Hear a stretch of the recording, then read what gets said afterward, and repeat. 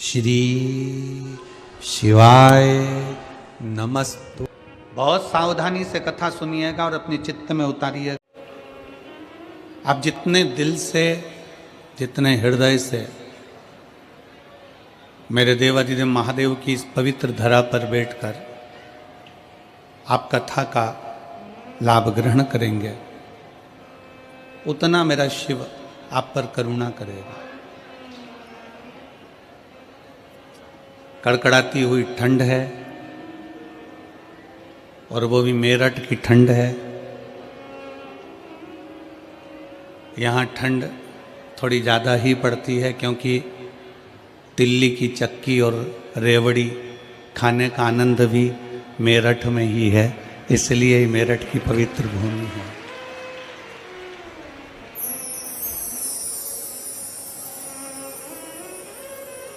भगवान शंकर को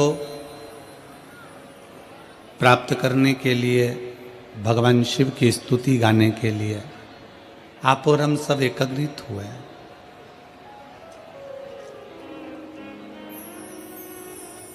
पूरे समय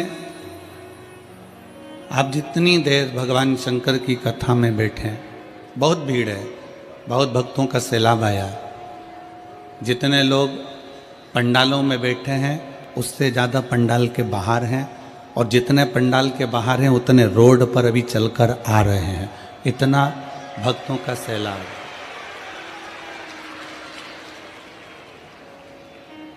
हम बीच बीच में आस्था चैनल से कहेंगे कि डोंट के स्टार्ट ऑन भी आप लोग इन लोगों को, भक्तों के जो रोड पर भी आ रहे हैं और पंडाल के बाहर भी जो दिल से बैठकर कथा श्रवण कर रहे हैं, उनका भी स्मरण दर्शन अवश्य कराएं। ये शिव भक्ति है।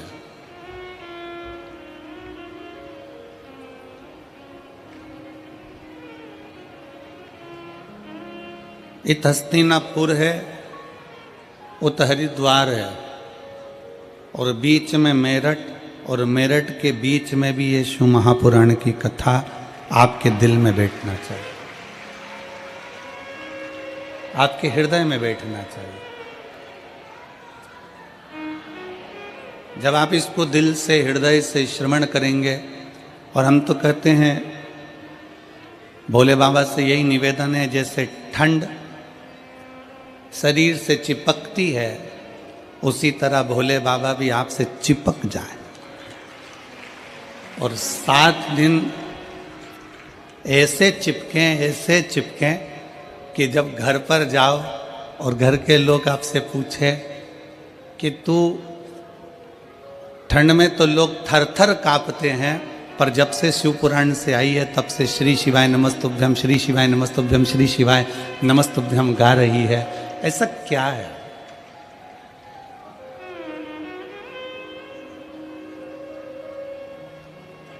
हम और आप भगवान शंकर की अविरल भक्ति को प्राप्त करने के लिए बैठे।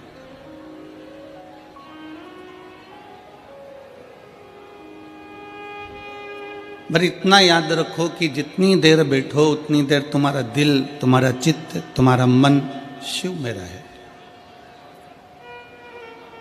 आप जितनी देर कथा को श्रवण करने के लिए बैठो उतनी देर तुम्हारा दिल भगवान शंकर में रमा रहे।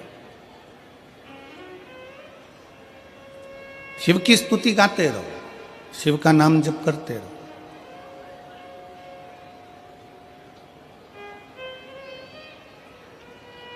आपकी पड़ोसन आपके पास में बैठी है, आपकी अड़ोसन आपके पास में बैठी है, आपकी धड़ोसन आपके पास में बैठी है। कौन बैठा है, क्या वस्त्र पहन कर आया है, क्या आभूषण पहन कर आया है, उससे मूलता ना रखते हुए ये मूलता रखें कि हम शंकर को कैसे देखें।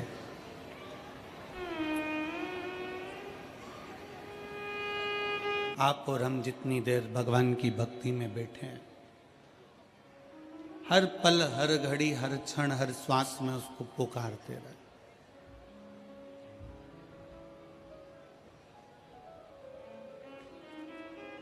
ये यजमान परिवार आशीष बंसल जी हैं, श्री कृष्ण कुमार गुप्ता जी हैं, जयप्रकाश जी हैं, राम कुमार जी हैं, ये सभी जब हम हापुड़ में कथा करने के लिए आए तो हापुड़ की पवित्र भूमि पर सब पहुँचे, आशीष बंसल जी और ये सब पहुंचकर जैन साहब के यहाँ हम लोग रुके हुए थे, तो अनिल जैन जी के यहाँ, तो वहाँ इन्होंने कहा कि गुरुदेव एक कथा मेरठ में हो। तो हमारा पहला शब्द था इनसे कि मेरठ में कथा कौन सुनेगा। तो मैं श्री आशीष बंसल जी को इस चीज़ के लिए धन्यवाद दूंगा, अग्रवाल जी को इस चीज़ के लिए धन्यवाद दूंगा कि इनके मुख का शब्द था कि कथा मेरठ वाले सुने चाहे ना सुने, पर बेलकेश्वर महादेव जरूर सुनेंगे। बिल्वकेश्वर महादेव इस कथा को जरूर श्रवण करेंगे। ये कथा मेरठ की पवित्र भूमि पर सत्य मायने में तो आप तो अपनी जगह पर हो कि इस कथा को सुन रहे हो, पर मेरठ की पवित्र भूमि पर ओगढ़नाथ जी, बेलकेश्वर नाथ जी, ये सारे जितने शिव मंदिर हैं, शिवालय हैं, मेरठ की भूमि के जो पवित्र पवित्र देवालय शिवालय हैं, उस शिवालय में जो मेरा शंकर बैठा हुआ है, इस कथा को वही करवा रहा है, वही बाँच रहा है और वही सुन रहा है। कोई दूसरा नहीं करवाने वाला है इसको, ना कोई सुनेगा, सुनने वाला भी शिव ही है। शिव महापुराण में प्रसंग आता है कि भगवान शंकर की कथा जब तुमरुका जी बाँचने के लिए तैयार हुए, तब माता चंचुला देवी ने भगवान शंकर और पार्वती से कहा था कि आपको यजमान बनना है।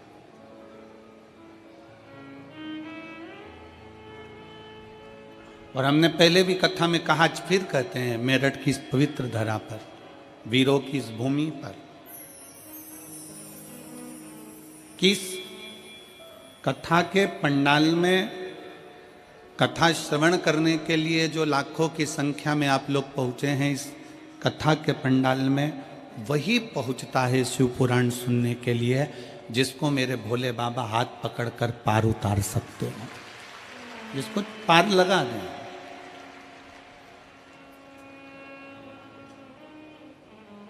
मेरे शंकर आपका हाथ पकड़कर आपको पार लगाएं, तो मेरा शिव आपका हाथ पकड़े और आपको पार लगाने का प्रयास करें।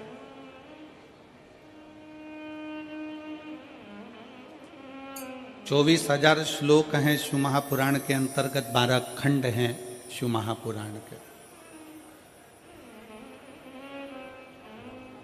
और सच्चा शिव भक्त आप लोग, मैं मेरठ के सभी, मेरठ के आसपास के और मेरठ के रहने वाले सभी शिव भक्तों से निवेदन करूंगा, आप दिन में तो कथा श्रवण करने आए हो, पर मेरठ के शिव भक्तों से निवेदन करूंगा कभी इस पंडाल का नज़ारा रात्रि में भी आकर जरूर देखिएगा एक बार।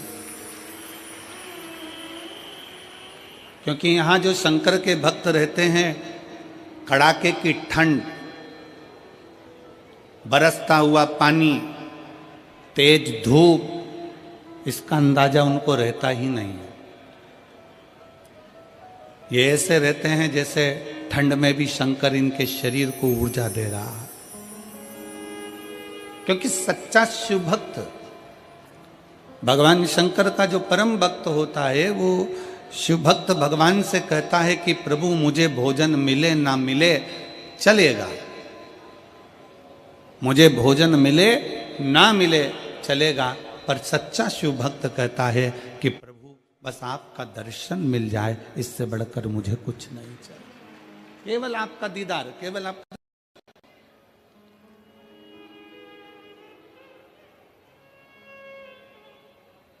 और एक बार यदि आपका दर्शन मिल गया, एक बार हम आप और हम कथा के पंडाल में जाकर बैठ गए, भगवान शंकर की कथा को श्रवण करने के लिए हम विराजमान हो गए।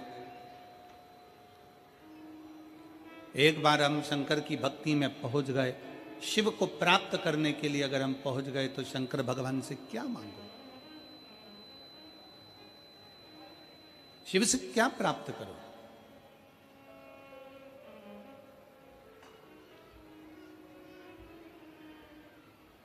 और कितने सुंदर समय पर शिव महापुराण की कथा प्रारंभ हुई है।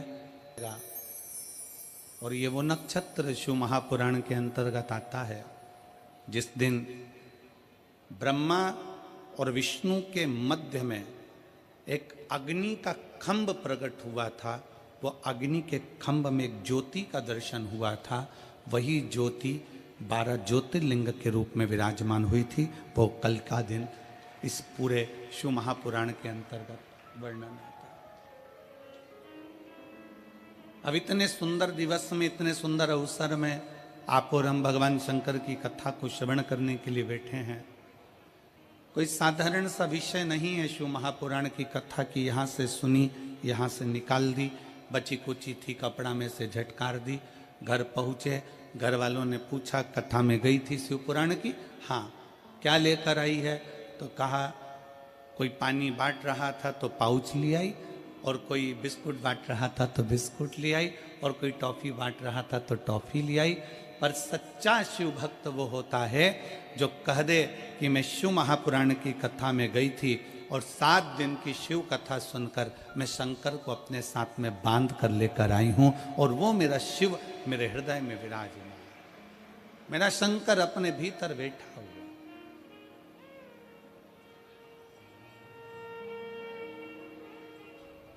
शिव को प्राप्त करने के लिए हमें कोई आडंबर, कोई दिखावा, कोई ढोंग, कोई ढकोसला शिव को प्रिय नहीं है।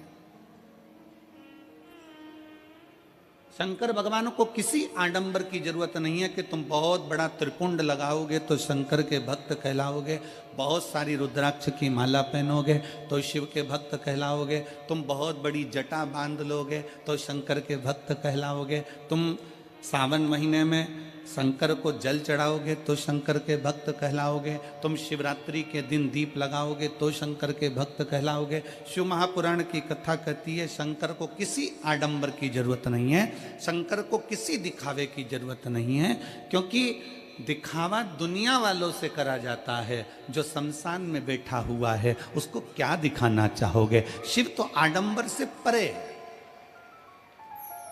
शिव दिखावे से परे।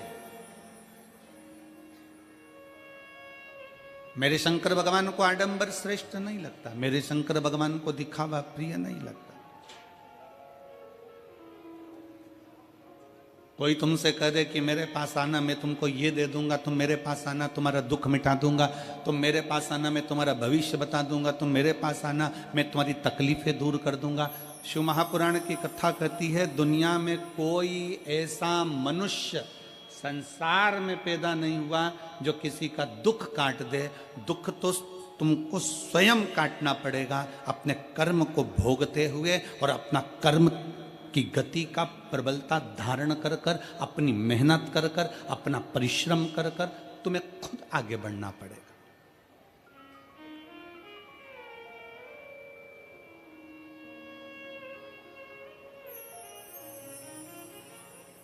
व्यक्ति बीमार होता है तो सबसे पहले अपने घर का इलाज करता है, घर में इलाज करते करते थक जाए तब फिर वो पास के प्राथमिक चिकित्सा केंद्र में जाता है।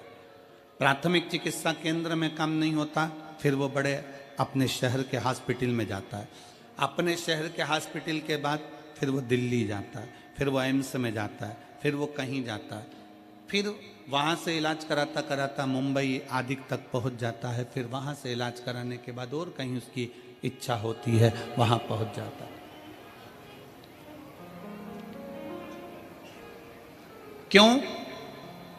क्योंकि उसको मालूम है कि मैं डॉक्टर के पास जाऊंगा तो मेरा आधा दुख कट जाएगा, क्योंकि डॉक्टर भी शंकर का एक रूप होता है। भारत की भूमि के नहीं पूरे देश के जितने डॉक्टर हैं ये मेरे शिव का एक रूप है। ना जाने कितनों को इन्होंने अपने ओर से बल लगाकर, दम लगाकर जितना बन सकता है उतना प्राण देने का प्रयास करते हैं। कोई कैसा भी मरीज हो, डॉक्टर का कोई दुश्मन नहीं होता। डॉक्टर का कोई दुश्मन, जैसे डॉक्टर का कोई दुश्मन नहीं है, अगर दुश्मन भी आ जाता है तो भी डॉक्टर उसको ठीक करने की दवा देता है।